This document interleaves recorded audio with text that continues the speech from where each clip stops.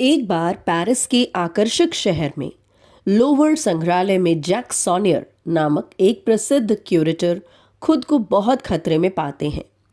उन्होंने एक प्राचीन रहस्य की खोज की है जिसे सदियों से संरक्षित किया गया है, लेकिन इससे पहले कि वह किसी को इसके बारे में बता पाते, उनकी एक भयानक तरीके से हत्या कर दी जाती है। उनके अंतिम क्षण भय से भरे होते हैं और वे अपने पीछे रहस्यमय सुरागों की एक श्रृंखला छोड़ जाते हैं जिसे केवल एक उत्सुक पर्यवेक्षक ही समझ सकते हैं। कहानी हार्वर्ड के प्रतीक वेद रॉबर्ट लैंगडन से शुरू होती है, जो व्याख्यान के लिए लोवर का एक दौरा कर रहे हैं। अचानक उन्हें पुलिस से एक ज़रूरी कॉल आती है। उन्हें लगता है कि वह सॉनियर की हत्या को सुलझाने में उनकी मदद कर सकते हैं। जब लैंगडन संग्रहालय में आते हैं तो वह क्यूरेटर को खून से लथपथ मृत देखकर चौंक जाते हैं। उनके बगल में पुलिस को अजीबोगरीब प्रतीक और नोट मिलते हैं जिनका गहरा अर्थ लगता है। एक प्रतीक विशेष रूप से लैंगडन की नज़र को आकर्षित करता है, एक जिज्ञासु पिरामिड आकार जो अतीत से डेविड के सितारे की ओर इशारा करता है। इस बीच सोफी नेव्यू नामक एक बहादुर फ्रांसीसी क्रिप्टोलॉजिस्ट घटनास्थल पर पहुंचती हैं। वे चतुर, मजबूत और सच्चाई को उजागर करने के लिए दृढ़ हैं।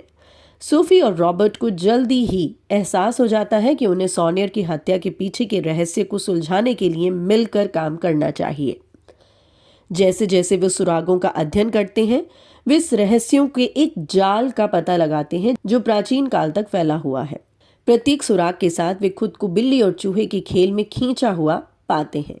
वे एक छिपे हुए समाज को उजागर करते हैं जिससे प्रायरी ऑफ सायन के रूप में जाना जाता है, जिसने एक शक्तिशाली रहस्य की रक्षा की है। होली ग्रेल की असली पहचान, पवित्र ग्रेल की असली पहचान। शराब के प्याले के बजाय, जैसा कि कई लोग मानते हैं, ग्रेल कुछ और अधिक महत्वपूर्ण है।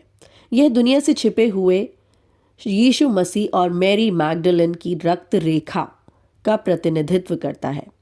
जब लैंगडन और सोफी पेरिस और उसके बाहर यात्रा करते हैं तो वे लियोनार्डो दा विंची की उत्कृष्ट कृतियों सहित कला के प्रसिद्ध कार्यों में छिपे संदेशों को डिकोड करते हैं। वे रहस्य में जितना अधिक डूबते हैं उतना ही अधिक खतरा उनके सामने आता है। उनका पीछा एक रहस्यमयी व्यक्ति करता है जो सच्चाई को छिपाए रखना चाहता है। यह व्यक्ति ओपस डेई नामक एक शक्तिशाली संगठन के लिए काम करता है, जिसका मानना है कि चर्च की शक्ति की रक्षा के लिए ग्रेल का रहस्य गुप्त रहना चाहिए। अपने साहसिक कार्य के दौरान सोफी और रॉबर्ट उल्लेखनीय स्थानों की यात्रा करते हैं।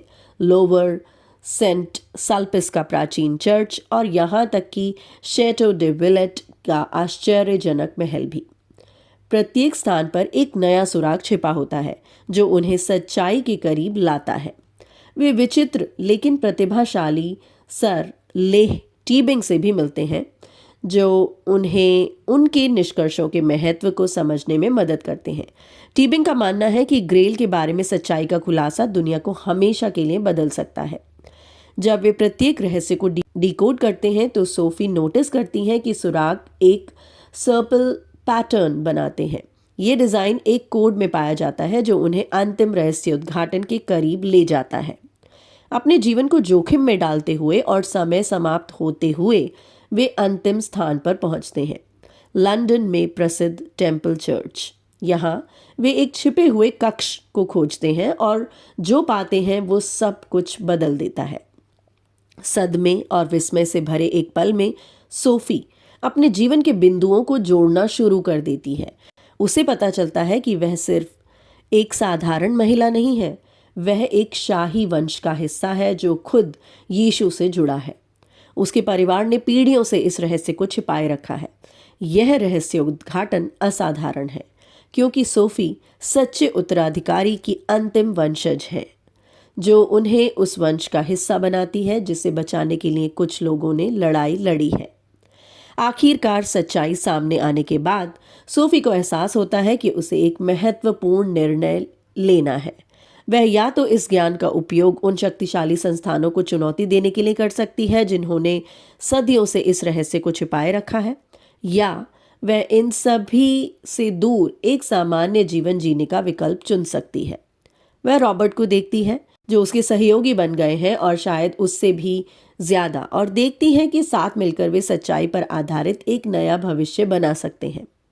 अंत में वे अपनी कहानी साझा करने का फैसला करते हैं, न केवल दुनिया को बताने के लिए बल्कि दूसरों को सच्चाई की तलाश करने के लिए प्रेरित करने के तरीके के रूप में भी। वे समझते हैं कि रहस्य, चाहे वे शक्तिशाली संस्थाओं द्वारा संरक्षित क्यों न हो, उन्हें सच्चे इतिहास पर प्रकाश डालने से नहीं रोकना चाहिए। कहानी सोफी के आत्मविश्वास और गर्व के साथ समाप्त होती है, जो अपनी नई पहचान को अपनाने और दुनिया के साथ अपने रहस्य उद्घाटन को साझा करने के लिए तैयार है।